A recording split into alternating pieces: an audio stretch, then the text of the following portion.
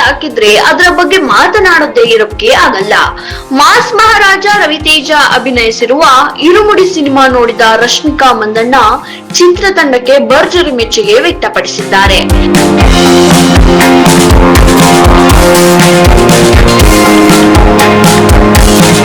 ತಂದೆ ಮಗಳ ಬಾಂಧವ್ಯದ ಈ ಕತೆ ತಮ್ಮ ಮನಸ್ಸಿಗೆ ತುಂಬಾ ಹತ್ತಿರವಾಗಿದೆ ಎಂದಿರುವ ರಶ್ಮಿಕಾ, ಸಮಾಜದಲ್ಲಿ ಚರ್ಚೆಯಾಗಬೇಕಾದ ಸೂಕ್ಷ್ಮ ವಿಚಾರವನ್ನು ಧೈರ್ಯವಾಗಿ ಹೇಳಿದಕ್ಕೆ ಚಿತ್ರತಂಡವನ್ನ ಅಭಿನಂದಿಸಿದ್ದಾರೆ.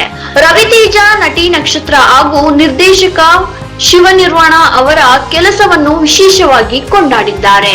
ಇದೀಗ ಪ್ರಶ್ನೆ ಒಂದೇ, ಇರುಮುಡಿಗೆ ಹೊಗಳಿಕೆಯ ಸುರಿಮಳೆ ಸುರಿಸಿದ ರಶ್ಮಿಕಾ, ರಾಕಿಂಗ್ ಸ್ಟಾರ್ ಯಶ್ ಅವರ ಟಾಕ್ಸಿಕ್ ಸಿನಿಮಾಗೂ ಇದೇ ರೀತಿ ಮೆಚ್ಚುಗೆ ವ್ಯಕ್ತಪಡಿಸ್ತಾರಾ?